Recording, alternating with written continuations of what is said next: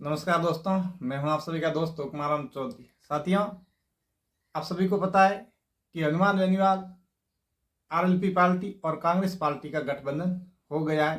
कल रात को 11 बजे ये खबर आ चुकी है।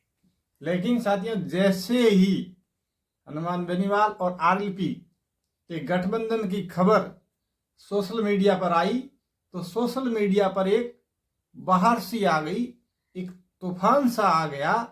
नागौर से लगाकर जोधपुर, पाली और बीकानेर और बाड़मेर तक सोशल मीडिया पर एक ऐसी बार आई कि वहां पर नागौर के अंदर हनुमान बेनीवाल का क्रेज देखने को ये मिला कि एक ही झटके के अंदर जैसे ही उन्होंने ट्वीट किया तो ऐसा नहीं कि हजारों हजार लाइक, शेयर और कमेंटों की बाहर आ गई और सभी कमेंट पॉजिटिव थे।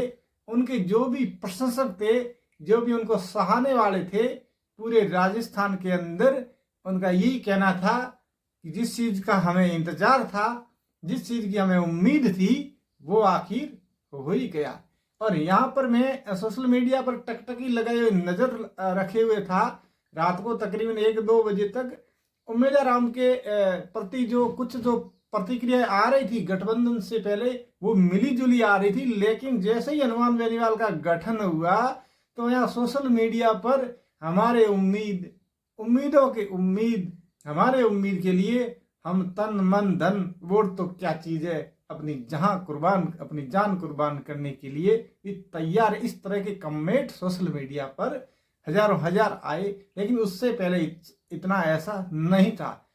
जो अब साथियों हम बात करते हैं हनुमान बेनीवाल और जो आरएलपी का गठन हुआ है, कहीं न कहीं यहाँ पर कांग्रेस पार्टी और आरएलपी का गठबंधन होने से यहाँ पर कांग्रेस पार्टी को मजबूती मिली है।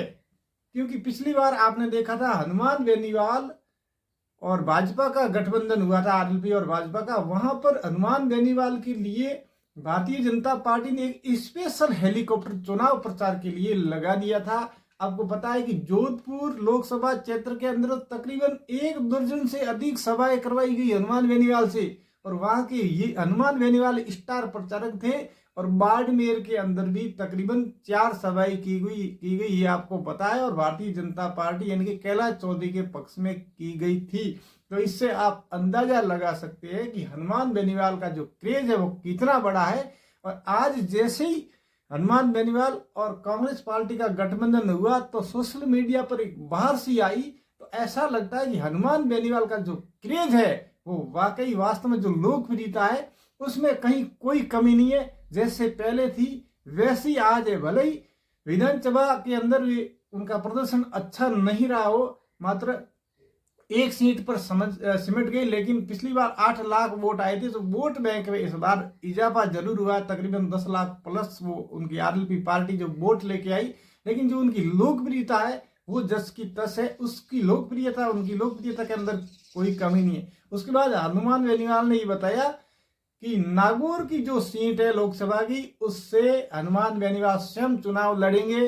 हनुमान बेनीवाल है जो आज होली के दिन वे नहीं आएंगे, कल रामा सामा के दिन नहीं आएंगे, परसों हनुमान बेनीवाल का रोड शो होगा और रोड शो के जरिए जितने भी सराहने वाले प्रशंसक वगैरह होंगे, तो देखने वाली बात यह होगी कि हनुमान बेनीवाल का जो समर्थक है उनका जोश तो देखने लायक बनता ही है। लेकिन इस बार की जो टक्कर है पिछली बार की भांति बहुत ही रोचक होने वाली है। पिछली बार भी उनके सामने प्रतिद्वंदी थी कांग्रेस की ज्योति मिर्धा, लेकिन इस बार भी ज्योति मिर्धा ही है, लेकिन इस बार वो कांग्रेस से नहीं, आप सभी को पता है कि वो भारतीय जनता पार्टी से है। लेकिन सीधी जो टक्कर है हनुमान बेनीवाल और ज्योति मिर्धा के दोनों के बीच में ही होने वाली है। तो यहाँ का जो मुकाबला है नागौर का जो बहुत ही रोचक होगा। लेकिन नागौर की बात नहीं करे, अगर करे जोधपुर विधानसभा लोकसभा क्षेत्र की, तो यहाँ पर भी जो करण सिंह उचियाड़ा का जो माहौल लग रहा था, इस बार पिछली बार कांग्रेस का यहाँ पर ऐसा माहौल नहीं था, लेकिन इस बार गजेंद्र सिंह के खास करके उनके ही समाज के लोगों की जो प्रतिक्रिया जो टीका टिप्पणियां आ रही है, उस सोशल मीडिया पर जो वीडियो वायरल हो रहे हैं, वो कहीं न कहीं गजेंद्र सिंह शेखावत के लिए ये सफर, ये राह इतनी आसान नहीं लग रही है, लेकिन रही सही कसर थी जो कांग्रेस और आरएलपी का जो गठबंधन हुआ था उसके अंदर वो सारी कसर निकल गई है। तो इससे ये लगता है कि यहाँ जोधपुर की सीट जो मिशन 25 का जो लक्ष्य था भारतीय जनता पार्टी का, वो कहीं न कहीं इस बार पूरा होता हुआ कतई नजर नहीं आ रहा है, क्योंकि हनुमान बेनीवाल का जो क्रेज है वो अपने समाज के अंदर आज भी जस का तस है, वो कतई कहीं भी कम नहीं है। अब मैं बात करूं बाड़मेर, जैसलमेर और बालोतरा लोकसभा सीट की, तो यहाँ पर अधिकतर में जैसे ही उम्मीदवार बेनीवाल को या कांग्रेस का उन्हें प्रत्याशी बनाया गया, तो मैंने लोगों की प्रतिक्रिया लेने की कोशिश की, तो अधिकतर लोग थे यहाँ बाड़मेर, जैसलमेर और बालोतरा के, खास करके बाड़मेर विधानसभा हो, सिवाना विधानसभा हो, पचपदरा विधानसभा हो, बायतू विधानसभा हो या फिर सौटन विधानसभा हो, इन लोगों के अंदर अधिकतर लोग उम्मीदवार बेनीवाल को ही चाह रहे थे। पता नहीं क्यों, लेकिन लोगों की प्रतिक्रिया मिली जुली थी और लगभग एक तरफा प्रतिक्रिया थी। कहीं न कहीं यहाँ पर भाजपा टक्कर में नजर नहीं आ रही थी। उन सब लोगों का कहना अधिकतर तो यही था कि उम्मीदवार बेनीवाल एक सरल स्वभाव के व्यक्ति है, एक सरल स्वभाव के वे धनी है और छोटों के साथ छोटे, बड़ों के साथ बड़े, और उनका जो स्वभाव है वो वाकई बिल्कुल एकदम सियाने भोले भाले लगते हैं और हर किसी के साथ लगता नहीं है। हमारे सामने इतनी बड़ी पार्टी का प्रत्याशी हमारे साथ में बैठा हुआ जैसे मिलते हैं, एक साधारण और आम व्यक्ति की तरह नजर आते हैं। उनकी जो ये शैली है ये हम लोगों को पसंद आती है। और दूसरी बात ये है कि ये ऐसा एक साधारण सा, एक मासूम सा चेहरा लिए हुए उम्मीदवार जी बेनीवाल 2 बार हार भी चुके, और उम्मीदवार बेनीवाल भी ये कह रहे हैं कि इस बार मैं इतना मजबूत नहीं हूं जो पिछली बार चुनाव हमके अंदर जितना मजबूत था, क्योंकि जनता का समर्थन तो है ही है, लेकिन थोड़ी आर्थिक स्थिति भी कमजोर है। तो वे अपने सामने वाले प्रशंसकों को भी ये कह रहे हैं कि इस बार मेरे चुनाव के अंदर मतों से भी और दूसरे तरीके से भी हेल्प होनी चाहिए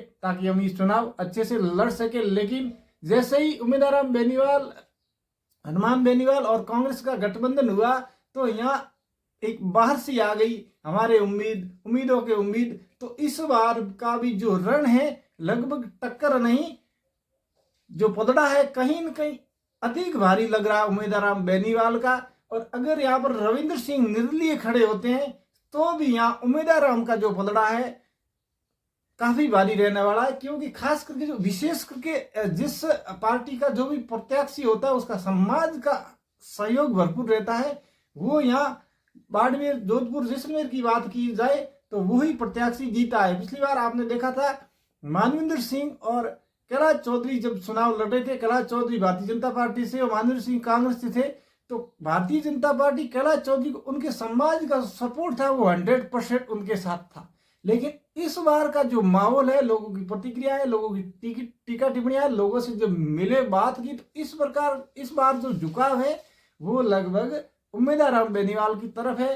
तो इस बार यहाँ पर भारतीय जनता पार्टी के लिए ये राह, ये सीट निकालना इतना आसान नहीं है। भले ही पिछली बार 3,23,000 प्लस वोटों से कैलाश चौधरी जीत गए थे, लेकिन इस बार का जो जमीनी हकीकत, जमीनी धरातल पर जाके देखा जाए, लोगों के मन को टटोला जाए, तो कहीं न कहीं इस बार कांग्रेस पार्टी काफी मजबूत नजर आ रही है। तो साथियों, आपकी इस पे क्या राय है अपने कमेंट बॉक्स में अवश्य रखें। मिलते हैं एक और वीडियो के साथ, तब तक के लिए नमस्कार, शुक्रिया, जय हिंद, जय मां भारती, और आप सभी को होली की बहुत बहुत शुभकामनाएं।